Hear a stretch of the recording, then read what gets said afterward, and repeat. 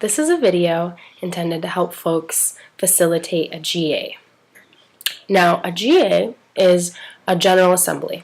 This is when all members of the community can come together and voice their concerns, agenda items, or any other type of issues that can then be used to decide actions.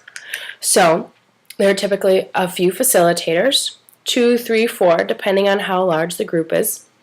A couple of stack takers. Now these are people that have a list, and when someone wants to speak on an issue, they get on stack, and then they're called in order that they were put on stack. Now, a minority, such as a woman, transgender, or person of color, gets to jump stack. So let's say there's 5 white guys on the list, and then a woman raises her hand. She gets to go next because we want all members of the community to be represented as equally as we possibly can. And typically people are just fine with this once you explain it. So we have a stack taker, a few facilitators. We also need to make sure that minutes are kept and things are written down. So when you use the whiteboard for agenda items or for planning actions, make sure that this is somehow recorded that you could afterwards you can then post online or you can refer back to. So that's basically what you'll need for a GA. And if you have a large enough group, you can use what's called the people's microphone. Now this is used when a permit cannot be obtained to use an amplifier or a bullhorn. So, an example, if I'm the facilitator, hey everybody, and this is the audience, hey everybody, welcome to the GA, welcome to the GA. So you have to speak in short, concise phrases so that it can then be repeated back to the audience, be picked up on a live stream, and be heard way in the back of the square, the area, so that everybody knows what's being said. So there are a few hand signals that are used during the GA to let facilitators know how everybody's feeling. So this means I'm feeling it. Yeah! Instead of clapping, we want to wiggle our fingers, and this means good. Not so much. I'm not feeling it. When we call for a temperature check, so that's just kind of like a real quick impromptu vote. Let's get a temperature check on how we feel about this idea. Then we'll use these signals, and the facilitators know if that's kind of the direction we want to keep moving in. So then there's also a direct response. So this is a valued interruption. Then this must be made immediately. And people have to remember to use this one sparingly because it can't just be a rant or you get really ticked off at what someone says, but this is a valued interruption, something that really should be addressed right there. This is direct response.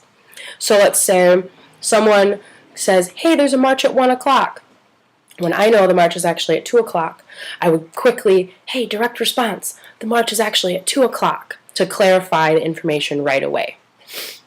This is kind of universal for, all right, let's wrap things up. Maybe someone's rambling a little bit on a tangent, and this is a polite way with a smile. Hey, come on, let's get back on topic here. Oh, sorry, I screwed up. Point of process. That's what that means, a valued interruption.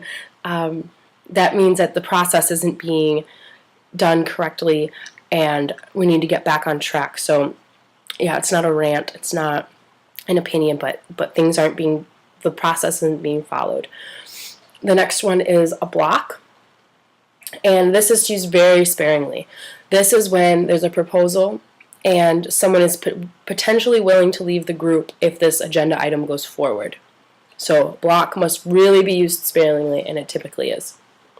So those are some hand signals that we use to try to tell what's going on in the group. So we operate on a direct horizontal democracy. That means that every person has a voice and represents only themselves. We come to complete consensus. We are not majority ruled, and we do not elect leaders. So this means when you come to consensus, you have to vote. And then this is a time when someone a representative from a group may come up and present a case as to why their agenda item should move forward, or their issue. And then you are going to re-vote. And you're going to have to do this again and again until you get to what we would typically think of as consensus, but what is actually would be majority ruled. And then when you get down to the vast majority of folks want this, and there's just a few over here that still want that. So as facilitators, and all of us have to make the call and say, okay, we're going to make the call that this is consensus. So if there are no serious concerns or blocks, then we are going to call consensus. And if no one has a serious concern or a block, then that's consensus. But if someone does, then they get to present their case, and then you have to do the voting process all over again. So this can take a really long time, and people can get really frustrated with it, but this is a process. And as facilitators, we have to recognize their frustration and help them become familiar with this process, because this is being used all over the country right now, and this is what we would like to see for the future. So when we do have a GA, especially your first GA, people are going to want to come there and think it's like in Michigan, we're going to recall the governor, we're going to talk about the emergency financial managers, we're going to occupy right now. And a lot of this stuff's been talked about on Facebook, Twitter, whatever, but that's not what a GA is. Facebook and Twitter are not a GA. So folks cannot make agenda items on Facebook and Twitter. You can only do that at the GA. So you start out and you open up the stack. All right, we're going to take agenda items. So instruct folks to come up and say, my agenda item is, I think we should talk about the where, when, and how. That's an example. Ultimately, you want your first GA to get down to business and the where, when, and how of your occupation or your action. And then further GAs, you can talk about the issues that brought you together, such as unemployment, the governor, or things that we're facing locally. So you are going to get people that rant and that want to come up and really voice their opinions and are used to having a lot of power in conversations, and that's okay. But as facilitators, you want to gently, hey, okay, we gotta kind of wrap it up and stick on topic. A speak out, which can be held like after an action or a march, is a really good time for people just brimming with something to say or personal stories. They can then talk about those things at a speak out, which a GA is not traditionally for. We want to keep that for something else. So ultimately, you have a lot of power as a facilitator. You are up there, and most people coming to these GAs, especially the first one, are really unfamiliar with this process. Maybe they've seen some videos, maybe they've done a little research online, maybe they haven't done anything. So they're looking at you as what we're conditioned to think of as a leader. And in a sense, you kind of are, because you're a facilitator. My opinions have no more merit than anyone else's. I have no more power than anyone else. I just happen to have been taught a process that I am now sharing with other people so that then they can hold their own GAs. So really be aware of your power. Don't be an agenda pusher, and try to be kind and courteous when you see those people who are pushing an agenda, and try to direct them back to just being a facilitator, because you have a really important job. You have to pay attention to this whole crowd and make sure that you're not losing anyone, there aren't any arguments, and that everyone has a chance to speak. So, and you're going to be pegged as an organizer and as a leader, not only by the police, but as the media. So be aware that that's a tremendous role, and if you're not comfortable talking in front of these people, then maybe a facilitator isn't what you want to do right off the bat. So you also need to know some de-escalation tactics.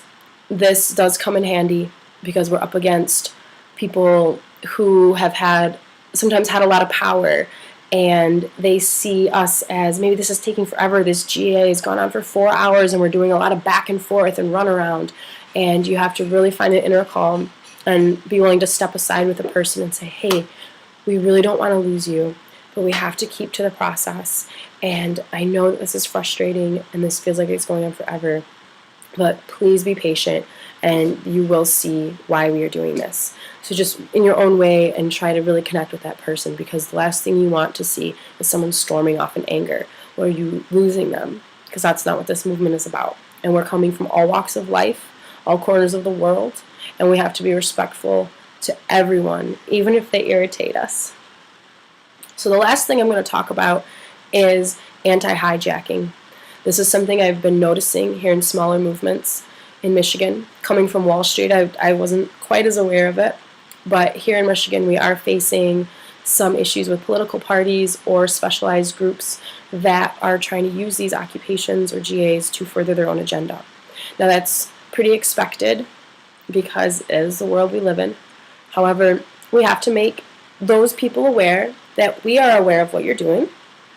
We just don't want you to be a part of this movement. We hope that you can redirect your energy so that this is not just about your own agenda. And just find ways to not attack people, not make them uncomfortable, not polarize, because we don't want to be like Washington and Lansing. That's what we're up against. We need unity. So when you see these people that are making, you're just bug-eyed. Why would they do this? Go back and remember. They're doing this because of their own agenda, and this is the way they see an opportunity to further their careers or their agendas, and we just have to politely acknowledge that we're not going to stand for it. So please consider redirecting your energy. Also, be aware that there could be informants, civilian police, or if you're in a larger movement like in Wall Street, FBI, counter-terrorist forces, and now you don't want to run these people off, an angry mob chasing them off, but politely state, hey, fellow in the red jacket is a police informant. Thank you. Just something general, so then they are called out and then they can choose their actions accordingly of how they want to continue their stay during the occupation of the GA. So these are just a few things that I have noticed and some tools that I really hope will help you in facilitating your GA or your occupation. I really wish I could be in Muskegon this Saturday. If I hadn't made a commitment to Lansing, I would be. Muskegon has such a powerful role, and Michigan too, but especially Muskegon. We know hard times, and this is our chance. So be patient. It's okay that you make mistakes. You're going to scream, you're going to cry, you're going to want to throw the towel in, but don't. We are all supporting you. You have worldwide support, solidarity from thousands of brothers and sisters you've never met, and it is an amazing thing to be a part of. So I applaud you. Thank you so much, because I'm telling you, I couldn't have done it without being on Wall Street, and you have more courage than I do. So keep up the good work. Let me know if there's anything I can do. And remember that Michigan rocks.